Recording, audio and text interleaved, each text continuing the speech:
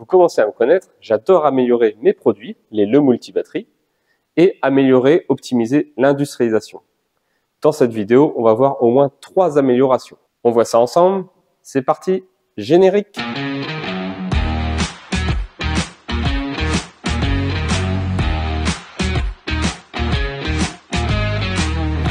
Bonjour à tous et bienvenue sur ma chaîne, moi c'est Cyril de Le Multi-Batterie.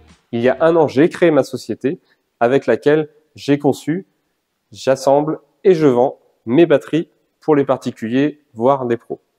Au fur et à mesure, j'ai amélioré sensiblement mes batteries, la qualité et la vitesse de production.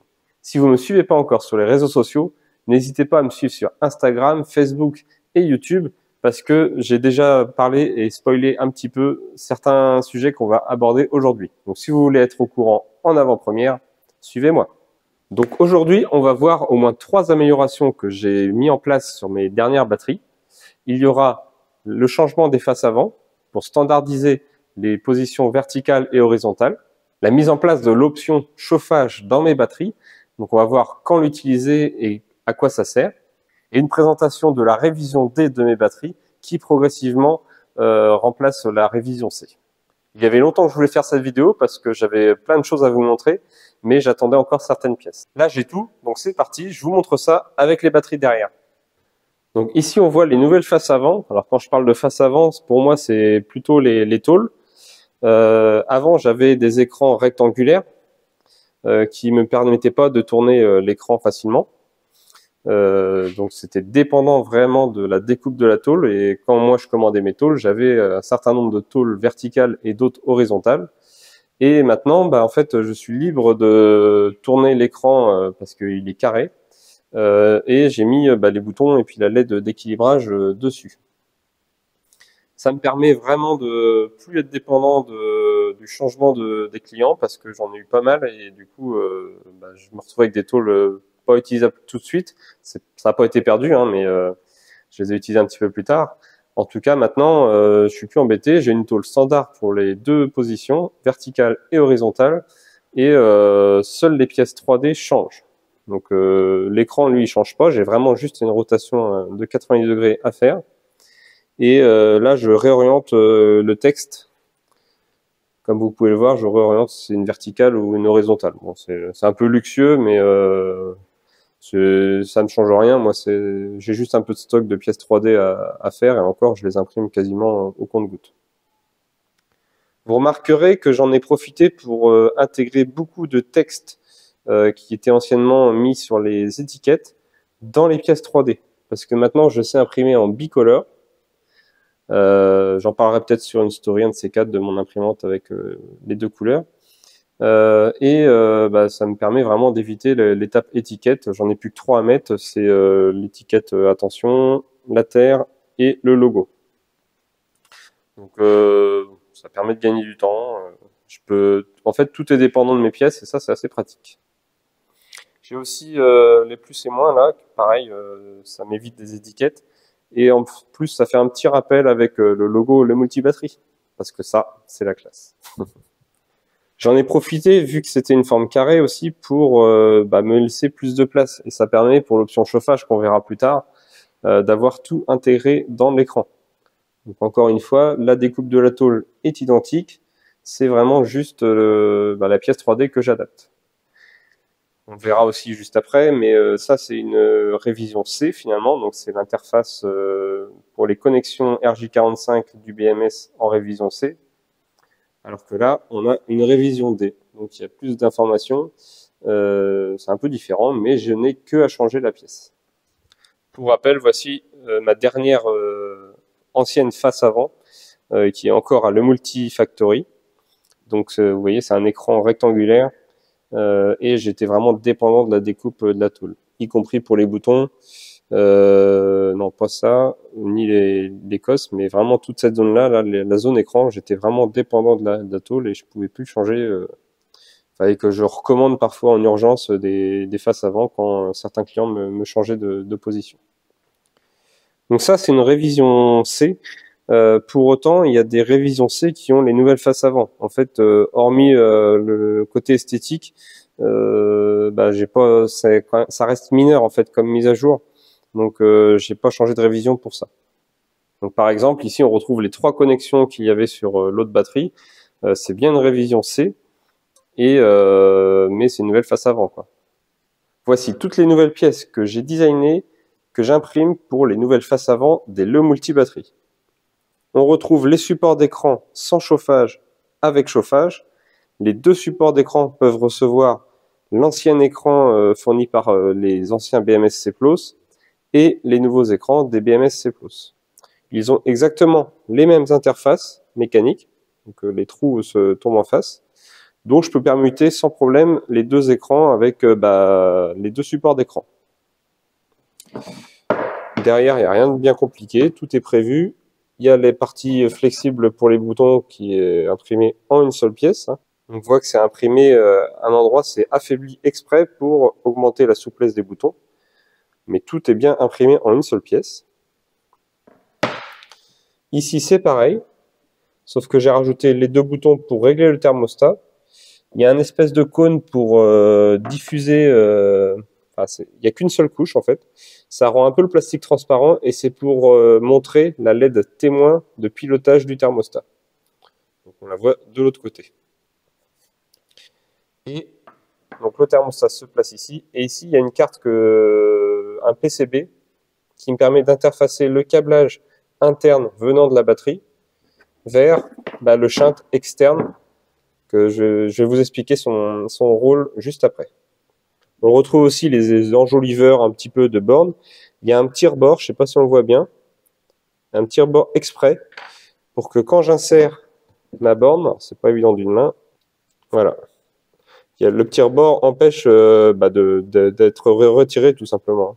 Le petit rebord empêche l'enjoliveur d'être retiré de la borne. Et il y a aussi les 2 faces avant pour les connectiques. Donc là, c'est la révision C des batteries avec l'ancien BMS. Et là, c'est la nouvelle révision, la révision D avec les derniers BMS. Donc là, en fait, le BMS, il est en 2 cartes. Il y a une carte BMS principale et la carte de communication qui est comme ça vissée. Tout est prévu, tout rentre nickel. Ça, c'est super sympa. Elle existe en horizontal et vertical. C'est simplement l'orientation du texte qui change. Et là, pareil, il existe une version horizontale et verticale. Voilà, c'est simplement des rallonges RJ45 parce que le BMS en ancienne version, je ne crois pas qu'il existe avec la carte déportée.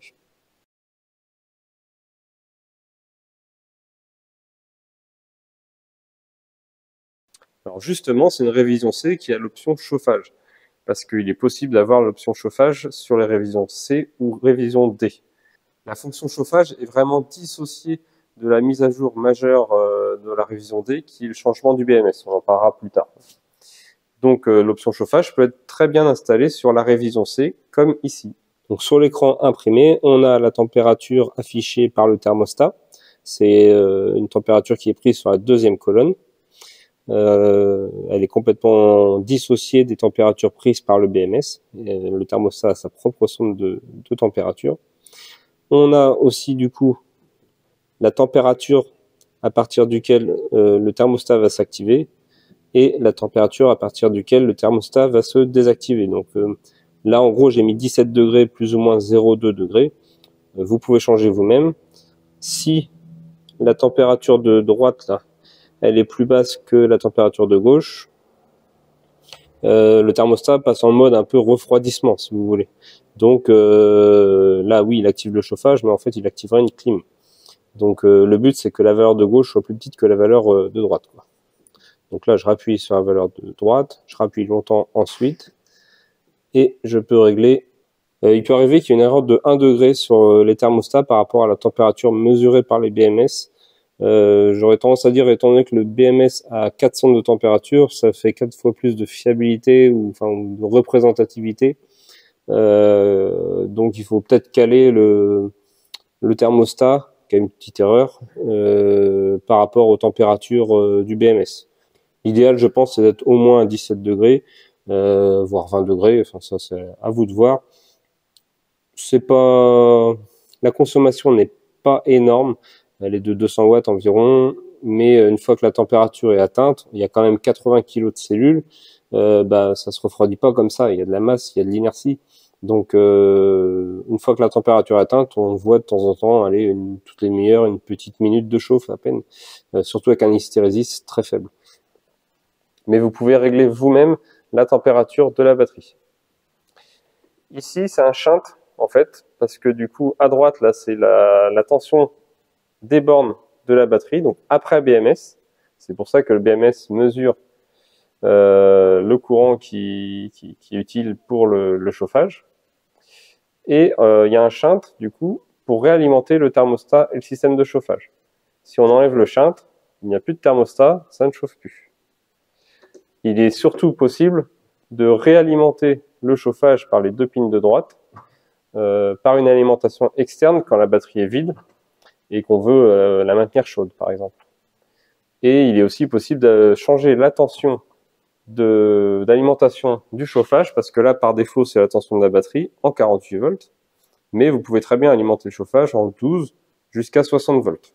Le chauffage est basé sur des pads comme ça chauffants que j'ai complètement designé et fait fabriquer, donc qui sont à la même taille que les isolants que j'insère dans les cellules, avec le connecteur que j'ai choisi, la longueur de fil que j'ai choisi, les dimensions bien précises, la sortie de câble qui est bien à un endroit qui ne gêne pas. On les voit ici.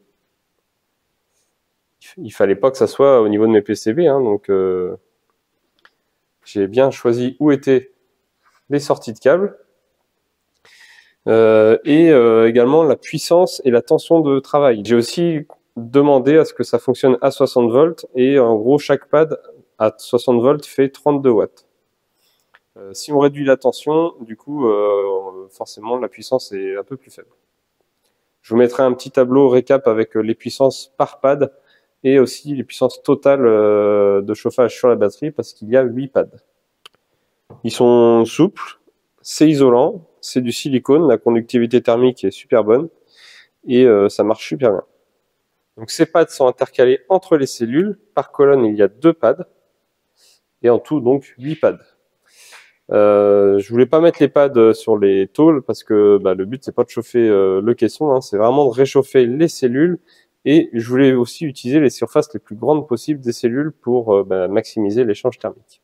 J'ai vu un fabricant chinois qui installait le chauffage dans ses batteries.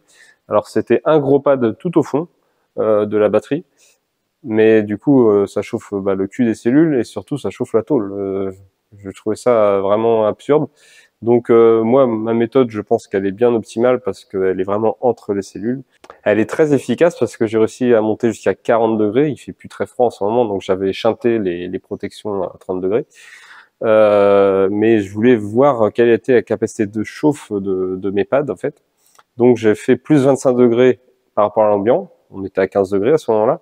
Et je l'ai atteint à peu près en 3 heures. Après, c'est plus que des petits pics de régulation de temps en temps. Donc, je suis sûr qu'on peut aller à un delta de plus 30, peut-être même 35 degrés. Mais ça sert à... Le but, c'est d'arriver à 20 degrés. À moins que vous soyez en Sibérie, je pense que l'option chauffage vous conviendra parfaitement, même pour un cabanon, sans souci. Alors, le câble standard pour le BMS, l'équilibrage et le fonctionnement de la batterie, c'est le câble vert. Et tout ce qui est bleu, ça fait partie de la fonction chauffage. Donc, ici... Là, en gros aussi tous les gros connecteurs là, c'est la fonction chauffage. Volontairement, j'ai débranché une colonne, la troisième, pour montrer que le chauffage semble utile. Par exemple, la colonne 3, elle est à peu près à 18-19 degrés. Et la colonne 4, si je prends la température des cellules, c'est plutôt ici. Voilà, là on est à 22-23 degrés. Et plus on se rapproche du pad chauffant, là on est à 24 degrés. Ça, je suis assez surpris parce qu'entre la partie la plus éloignée du pad chauffant et le pad chauffant, il n'y a que 1 degré tout le temps d'écart. Donc ça veut dire que la conduction thermique se fait bien dans la cellule quand même. Ça, je suis assez surpris. Agréablement surpris pour le coup. Donc, dans le circuit d'alimentation des pads chauffants, il y a 2 contacteurs normalement fermés bilames qui s'ouvrent à partir de 30 degrés. Et ça, c'est pour éviter de chauffer inutilement la batterie, d'une, Aussi éviter que l'utilisateur règle mal le thermostat, ne se rende pas compte et que ça monte trop en température. Une économie d'énergie, ça sert à rien d'aller au-delà de 30 degrés parce que les performances sont déjà optimales à partir de 20 degrés à peu près. Donc j'ai testé justement, ils s'ouvrent bien à 30 degrés les bilames et ils se referment environ à 22 degrés, ça dépend des moments, entre 20 et 22 degrés on va dire. Donc c'est parfait parce que honnêtement il n'y a pas besoin d'aller réellement à plus de 20 degrés. La LED Heat là, elle est vraiment l'image de l'alimentation d'EHPAD. Alors que la LED ici, c'est la consigne de température du thermostat. Si vous mettez 40 degrés, bah ça risque d'être tout le temps allumé et à un moment donné le circuit va s'ouvrir et vous n'aurez plus la LED Heat d'allumer. Le circuit va s'ouvrir par sécurité pour pas dépasser 30 degrés. Donc j'ai mis ces sécurités-là pour éviter une mauvaise configuration du client et ne pas surchauffer la batterie pour rien. En fait, j'avais deux choix pour le système de chauffage. Soit utiliser le système de chauffage intégré au BMS, mais ça oblige à ouvrir la configuration au client, ce que je voulais pas. Par rapport au certificat CE, normalement, vous ne devez pas avoir accès aux paramètres de la batterie. Une Pilontech, vous pouvez pas la configurer. Donc j'ai préféré mettre un thermostat externe réglable, mais j'étais encore un petit peu embêté par un mauvais réglage du client. S'il mettait 88 degrés, ça peut devenir dangereux. Donc j'ai rajouté une double sécurité et c'est 2 bilames placés dans la batterie. Après, il n'est pas nécessaire de chauffer trop la batterie. Le tout est d'être proche de 18-20 degrés. Donc là, ça fait une température tout à fait normale pour la batterie, quoi. Si elle est à 30 degrés, elle est très à l'aise aussi, mais ça sert à rien en fait. Vous allez rien gagner en termes de durée de vie, de performance ou de capacité. L'option chauffage est surtout destinée aux clients qui mettent leur batterie dans un cabanon par exemple, à l'extérieur, très mal isolé. À savoir que les cellules lithium fer phosphate, il est vivement déconseillé de les charger fort à basse température. Alors c'est en dessous de 10 degrés, en gros il faut pas dépasser, pour mes batteries, il faudra pas dépasser 2000 watts, quoi. Voire même un peu moins. Donc maintenir la température, une température correcte dans la batterie permet de profiter des 6000 watts en charge et en décharge. La décharge, on peut tirer un petit peu plus fort, même s'il fait froid, mais la charge, c'est vraiment pas conseillé pour la durée de vie de la cellule. Après, ça va pas la flinguer, ça va pas être fatal, hein, mais c'est déconseillé. D'ailleurs, les voitures électriques, en hiver, on a beaucoup moins de régénération à cause de ça.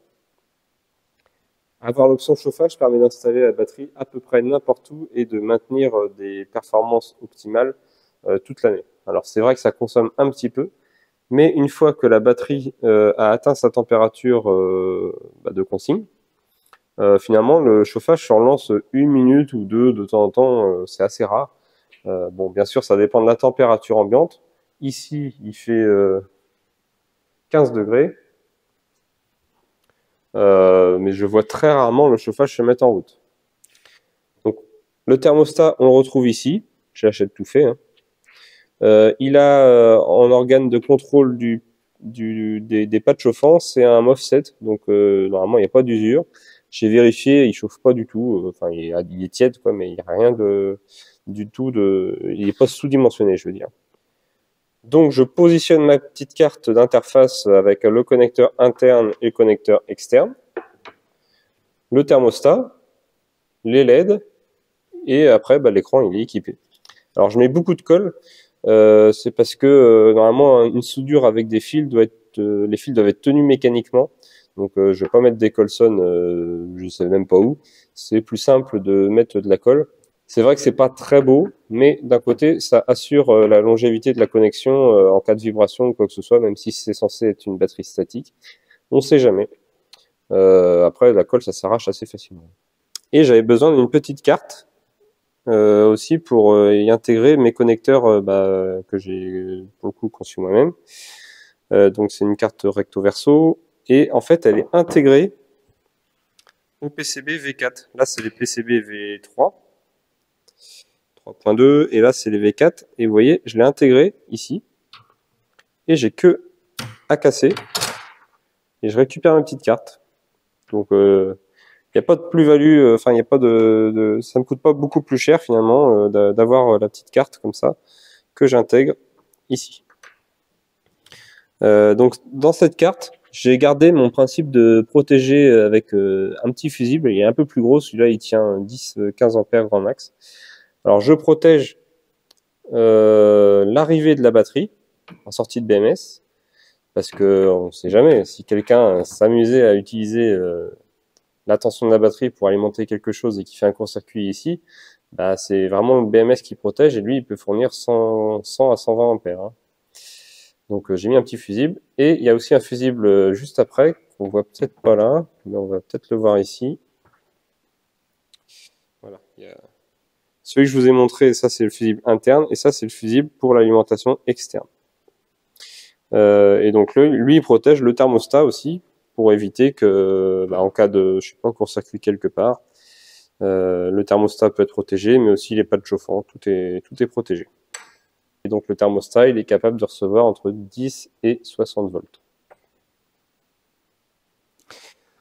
Donc pour info, voilà, là ça c'est les PCB sans chauffage que je vais finir d'écouler. Donc il y a mes sondes de température pour le BMS, et puis j'y soude des connecteurs en fonction de la colonne 1, 4, 3 et 2. J'ai gardé le même principe pour l'option chauffage, mais il y a des sondes de courant ou des bilames qui sont en plus. Ça c'est toujours fonctionnel pour le BMS. J'ai mes connecteurs pour mes pads chauffants qui sont ici. Le connecteur principal pour le chauffage. Et derrière, j'ai des petites choses à souder en fonction de si c'est la colonne 1, 2, 3 ou 4. J'ai soit une résistance, soit un petit shunt à faire ici. La résistance, c'est pour alimenter la LED rouge de l'écran. Bref, en gros, je configure mes PCB qui restent standards, et même s'il n'y a pas d'option chauffage, j'ai juste pas à souder ces éléments-là. Et ça reste finalement le même PCB qu'ici. Donc mes PCB, ils évoluent quand même beaucoup. Ils me permettent de rajouter des options assez facilement, tout en restant propre. Et après, c'est le câblage préfabriqué qui prend le relais vers du coup le thermostat là pour l'option chauffage qui a été rajoutée, et l'équilibreur actif et le BMS. Donc ça devient des pièces vraiment designées aux petits oignons. Hein. Là, c'est la toute dernière. Donc là c'était avant le chauffage, là c'était les premières versions avec chauffage, la version 4, et la version 4.2 qui a corrigé un petit défaut dont je vous parlerai plus tard dans une autre vidéo sur le chauffage notamment. Et donc je fignole au fur et à mesure, à chaque fois que je fais une commande de PCB, je rajoute toujours des petits trucs pour me simplifier la vie et puis améliorer la qualité. Par exemple, là vous voyez la petite encoche que j'ai à 4 endroits. Je l'avais pas sur la précédente version avec le chauffage, parce que je me suis rendu compte que les câbles à peine sortis des pads chauffants, ils étaient un peu écrasés par le câble, par les PCB pardon. Mais le câble, bon, il est souple, c'est du silicone, il n'y a pas de souci. Mais j'ai préféré créer une petite encoche. J'aurais voulu faire un peu plus grand, mais il y a un moment j'ai plus de place sur mes PCB à force. Il y a tellement d'options dessus, de configurations que ils sont quand même bien chargés. Et puis ils sont double face, bien sûr. Donc c'est vraiment des pièces maîtresses pour ma batterie. J'en profite pour ajouter des petites informations parfois pour ne pas oublier comment configurer mes PCB en fonction de la colonne, parce que c'est ça je dois configurer vraiment les PCB en fonction de la position des connecteurs pour les 4 colonnes. Les connecteurs, et aussi des petites choses à souder comme ici là, des résistances. J'ai plein de petites choses à faire en fait. À titre d'information, quand je préparais des kits de PCB, je les faisais par 10 en général pour être tranquille un moment. Avant, ça me prenait plutôt 2 heures pour 10 batteries.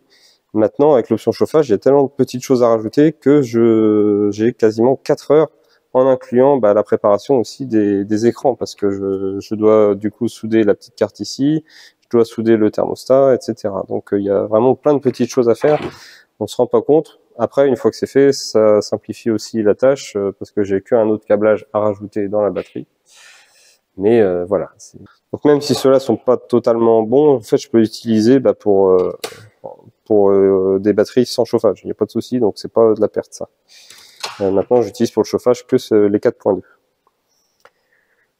Donc voilà, tous ces petits temps de montage et de préparation, bah, ça se rajoute dans le prix de l'option. Évidemment, il n'y a pas que les pads, il y a le thermostat, le câblage, les soudures un petit peu partout dans les PCB et bah, le câblage aussi dédié au chauffage. Comme je vous l'ai déjà dit, le chauffage, c'est vraiment une option complètement indépendante. Donc on peut la mettre sur la révision C ou D sans problème. Et j'ai fait un deuxième tauron dédié au chauffage. Donc il y a celui-là que vous connaissez déjà qui sert pour le BMS et l'équilibrage actif et qui se connecte à mes 4 colonnes. Je prends la tension des bandes de sortie BMS pour alimenter finalement la petite LED du bouton power ici. Et donc c'est bien à cause de ça que mon voyant s'allume uniquement quand il y a une tension au niveau des deux bornes. Et donc pour l'option chauffage, j'ai fait un peu pareil. Donc je récupère la tension en sortie de BMS. Je l'envoie vers mon connecteur que je vous ai montré juste après, là, qui est le connecteur pour le thermostat. Ça fait mon circuit. Donc là, j'intègre les bilames, ici et ici. Mon circuit de chauffage, il passe finalement un peu partout. Et après, bah, ça alimente les pads, quoi. Et donc à la fin, je récupère la tension d'alimentation des pads que je renvoie pour ma petite LED rouge ici. Et là, c'est le thermostat, enfin, non, c'est pas le thermostat, c'est la sonde de température que les fils blancs, vous voyez, ils sont emmenés ici pour la colonne 2. Donc voilà, c'est un autre câblage qui est préfabriqué, tout pareil. Ça marche super bien. Je suis vraiment content de cette option parce que c'était pas évident à concevoir et être sûr que ça marche bien, mais finalement c'est assez efficace. Et une fois que la température est atteinte, honnêtement, ça marche super bien. Alors pour vous montrer du coup la protection, je vais prendre mon décapeur thermique et je vais chauffer un bilame. Et normalement, au bout d'un moment, on va voir que le thermostat maintient sa commande, mais la LED HIT va s'éteindre. Voilà. Donc là, le thermostat, il alimente bien, enfin il veut chauffer, mais par sécurité, un bilame a atteint au moins 30 degrés, donc là il faudra attendre que ça redescende un petit peu, je suis même pas sûr que ça va se rallumer. Bah, je peux rien faire, parce que j'allais redémarrer le chauffage, mais ça sert à rien. Le bilame protège vraiment l'intégralité de la batterie, à 2 endroits par sécurité.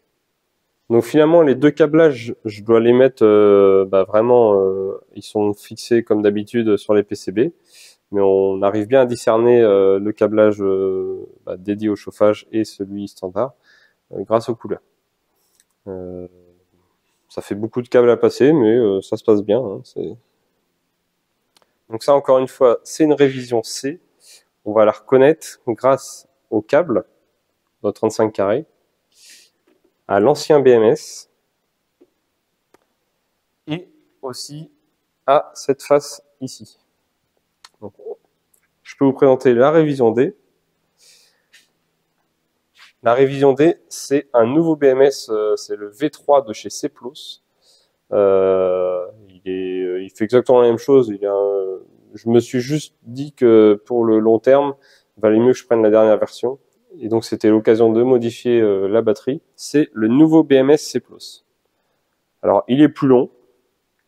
Les interfaces peuvent en option être du coup déportées. Donc ça c'était intéressant. Ça me permet de déporter les LED assez facilement sur la face avant, alors que ici je pouvais pas.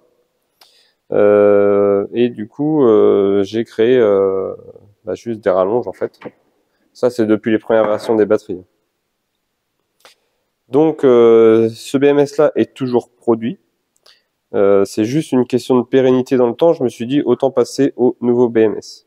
C+ m'a dit qu'ils vont pas arrêter tout de suite cette production. Et le jour où ils arrêteront, bah, je pourrais refaire un peu de stock avant pour les clients qui ont encore une révision C. Donc révision C, révision D. Au niveau de la révision C, il y a pas mal de changements en termes de puissance parce que ici on coupait le plus avec les MOSFET et sur le moins on passait à travers un chaîne de mesure. Donc le plus et le moins passaient à travers le BMS. Maintenant, en révision D, c'est le moins qui est coupé par les MOSFET et le chaîne de mesure est directement intégré dans le moins. Donc il n'y a pas de câble de puissance pour le plus. Le plus, je passe simplement par le disjoncteur. Alors qu'avant, le disjoncteur coupait le moins. Donc ça a été changé. Le plus et le moins, finalement, ont été changés. Ça change rien au global sur le fonctionnement. Les interfaces sont identiques au niveau des câbles de raccordement des cellules. Et ça me permet de garder exactement le même câblage, les mêmes PCB qu'avant. Donc ça, c'est toujours mieux. Quitte à changer les BMS, je me suis permis de concevoir, designer et faire fabriquer des bus bars comme ça. Donc c'est des bus bars en plein de feuilles de cuivre. On a l'équivalent de 60 mm². Et elles sont soudées uniquement sur les parties visibles. Sinon, partout ailleurs, c'est hyper souple. C'est assez marrant. On en fait ce qu'on veut. C'est prévu pour s'interfacer directement au niveau des bornes. J'ai 4 bus bars qui sont différents, chacun sa position. Et il y en a 2 qui sont, comme je vous disais, qui vont directement au disjoncteur. Elles ont une interface un peu spécifique pour entrer dans le disjoncteur. Le fait de passer à 60 mm² me permet d'aller un peu plus fort en puissance, parce qu'avant j'étais en 35 mm². Du coup, les anciennes batteries en révision C, même si le BMS pouvait faire jusqu'à 150 ampères, je le bride à 100 ampères. J'y mets un disjoncteur 100 ampères parce que j'ai été câblé en 35 mm² au niveau de la puissance. Maintenant, je suis câblé en 60 mm², mais j'ai bridé le BMS à 120 ampères, soit 6 kW. Pourquoi 120? Parce que j'aurais pu aller à 150. D'une, parce qu'il n'existe pas de disjoncteur à ce format-là à plus de 125 ampères. Donc là, c'est une révision C. Et là, c'est une révision D, 125 ampères. Et en plus, il n'est pas conseillé de dépasser 0,5 C au niveau des cellules. Donc comme mes cellules font 280 ampères-heure, voire parfois 304, 306 ampères-heure, de toute façon, il ne faut pas trop s'approcher des 150 ampères. Je préfère avoir une petite marge de sécurité à la fois pour le BMS et pour les cellules. 6 kW, c'est déjà très bien. Il y a assez peu d'onduleurs qui vont au-delà. Les DI 6 kW que j'ai ici, ils ont 6 kW. Voilà. Alors, une chose aussi à savoir, volontairement, j'ai permuté le moins et le plus entre la révision C et la révision D. Pourquoi? Parce qu'il n'y a pas une communication possible entre les BMS d'ancienne génération et de nouvelle génération. Donc c'est une communication inter-batterie. Et du coup, je voulais que ça interpelle en fait quand quelqu'un branche une révision C et D en parallèle, qui se pose des questions. Tiens, c'est bizarre. Après, en vrai, même si la communication n'est pas possible entre ces deux BMS, pour autant, vous pouvez électriquement brancher en parallèle une batterie C et D en termes de puissance. Et une seule batterie communique avec l'onduleur. Le seul petit problème à faire ça, c'est que vous n'aurez pas une valeur moyenne de l'état de charge des deux batteries, ou plus, et vous n'aurez pas le courant autorisé à la charge ou à la décharge qui va s'incrémenter, parce qu'en fait, une batterie peut faire 100 ou 120 ampères si c'est une révision C ou D. Et à partir du moment où vous rajoutez une connexion entre deux batteries, la batterie mètre va le voir qu'elle a une batterie esclave connectée, et elle va dire à l'onduleur, du coup, tu as droit à prendre plus de courant. Donc 200 ampères ou 240 ampères selon les batteries que vous mettez. Donc c'est peut-être ça qui peut être dommage, mais si vous avez un onduleur que de 6 kW, comme ici, finalement, vous pouvez avoir autant de batteries que vous voulez derrière, même si la puissance possible est bien supérieure à 6 kW, c'est votre onduleur qui va brider. Donc là, ça dépend de votre installation. Mais encore une fois, je rappelle, je peux produire sans problème encore des révisions C. Moi, ça me change pas grand-chose parce que c'est que des pièces imprimées en 3D pour ici. Les câbles en 35 carrés, je vais en avoir en stock d'avance au cas où j'ai encore des révisions C à produire, tout comme les BMS en révision C. Après, les PCB restent identiques, que ce soit chauffage ou pas, les câblages sont pareils, compatibles. Donc là-dessus, il n'y a aucun problème. Je peux encore produire pendant un certain temps sans problème des révisions C. De toute façon, je vais essayer de garder cette possibilité de produire les deux versions. Mais à terme, pour les nouveaux clients, autant partir sur de la révision D parce que c'est le plus périn et durable. Il y a plus de puissance du fait qu'on ait les bus bars internes. On peut aller jusqu'à 6 kW, hein, je le rappelle. Et en plus, ça permet d'avoir une petite visualisation de l'état de charge de la batterie. Là, on ne voit pas parce que la batterie n'est pas utilisée, elle est en stand-by. Mais dès qu'elle est en charge ou en décharge, on voit bien le pourcentage qui est affiché.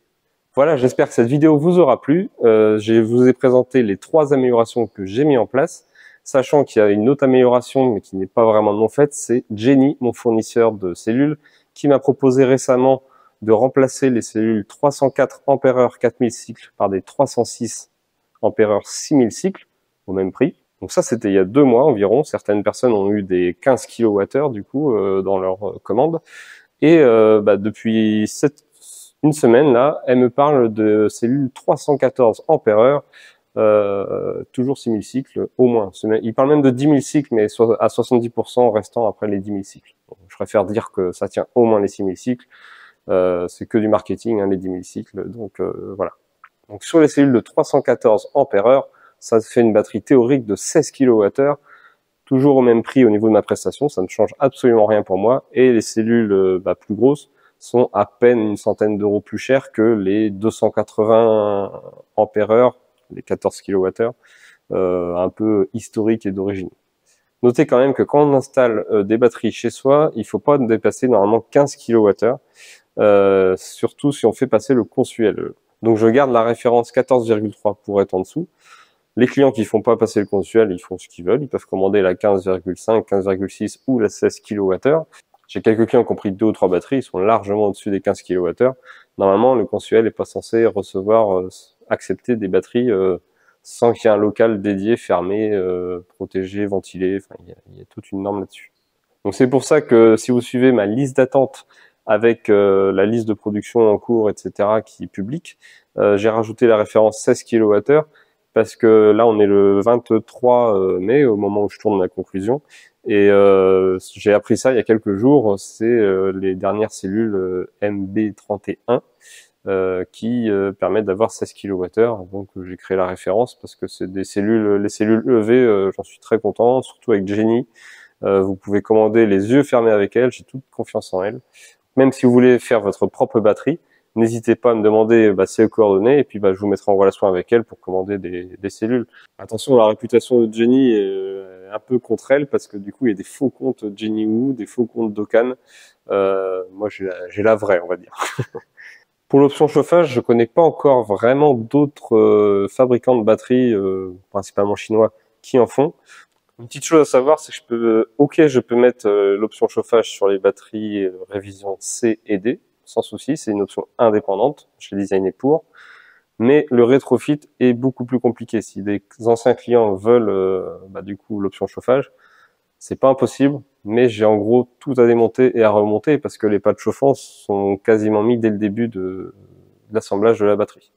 Donc si des clients ont vraiment des soucis importants avec la température de leur batterie, cet hiver j'ai eu aucun retour à part un client qui était tombé un peu à zéro d'un coup avec son BMS. Hormis ça, si vous n'avez pas de soucis, l'option chauffage n'est peut-être pas obligatoire.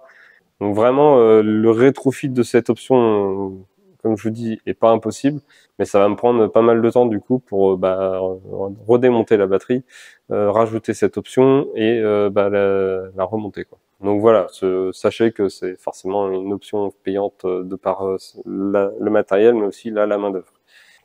Les BMS, ces PLOS ont une fonction chauffage. Mais donc je voulais pas que les personnes trifouillent avec les paramètres du BMS. En plus, j'ai l'impression que c'est qu'une sortie 12 volts. Donc 200 watts en 12 volts, le courant est franchement élevé, je trouve ça un peu bête. Et le 12 volts, il vient d'où? Il est converti par le BMS, donc il y a un convertisseur dans le BMS. C'est un peu dommage de faire ça. Donc j'ai créé vraiment l'option indépendante du BMS. Elle est accessible pour vous et réglable. Donc ça c'est bien, ça vous fait aussi une information de la température de la batterie. Voilà, c'est mon design, c'est moi qui décide de le faire comme ça. La prochaine vidéo, je vous parlerai de la modification que j'ai appliquée aux premières batteries qui étaient équipées de chauffage. Je me suis rendu compte d'une petite erreur. Je vous ferai aussi une vidéo, un de ces quatre, sur les déiers qui sont derrière moi. Parce que c'est vraiment des vrais couteaux suisses, ils font tout et n'importe quoi.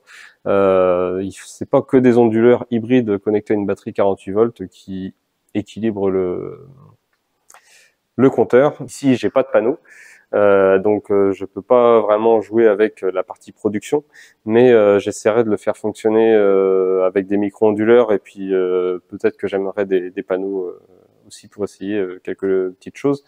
Il est capable de faire fonctionner des micro-onduleurs même quand EDF est coupé. Il est capable de stocker l'énergie des micro-onduleurs, c'est pas l'idéal, mais tant qu'à faire, autant utiliser la partie d'essai pour charger la batterie. Mais bon, les micro-onduleurs, quand vous avez une installation déjà existante, je vais pas dire au client, bah il n'y a pas de solution. Vous pétez toute votre installation qui a été installée par un professionnel et qui est encore garantie pour utiliser une batterie. Je leur propose cet onduleur qui fait tout et qui est capable de faire vraiment, de récupérer l'énergie de l'installation existante. Voilà, je ferai une vidéo dédiée au déier, parce que c'est le cœur de la maison, de l'installation, et c'est lui qui est en interface directe avec la batterie. Certaines personnes sur YouTube disent que je raconte n'importe quoi et que c'est pas possible ce que je dis. Pour autant, ça est installé déjà chez plein de clients. Ça marche très bien.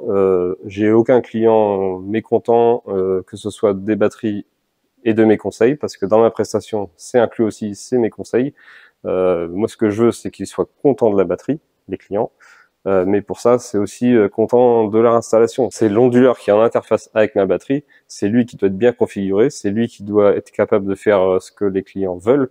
Donc ça va avec, je conseille les gens évidemment. Donc voilà, je donnerai pas le nom du youtubeur, je cherche pas à clasher, rentrer en guerre ou n'importe quoi, on s'en fout. Juste montrer que c'est possible, informer les clients, et le fait de faire une vidéo, ça fait un historique pour tout le monde, même moi. Ça permettra aux clients de se renseigner et de voir que c'est possible. Franchement, n'hésitez pas à prendre des onduleurs déiers. Ils sont super, ils sont populaires, connectés, connus de pas mal de monde, qui font plein de choses. Et ils sont pas chers. Si je vous mets en relation directement avec Delia, mon contact en Chine, ils sont franchement abordables. Je viens d'aller vérifier, on approche de la 100e batterie livrée. Elle est livrée d'ailleurs demain. Et pour 175 numéros de série réservés. Alors il y en a que j'ai réservé pour moi, pour les professionnels, ou pour avoir du stock le jour où j'ai rattrapé un peu mon retard. Je produirai des batteries avec quelques options, mais il faudra faire avec, en fait, si vous voulez être livré rapidement. Parce qu'une fois que l'option chauffage n'est pas intégrée, ou que les cellules sont choisies, ou qu'elle est en verticale et pas en horizontale, voilà, moi je vais pas tout redémonter, c'est pas le but.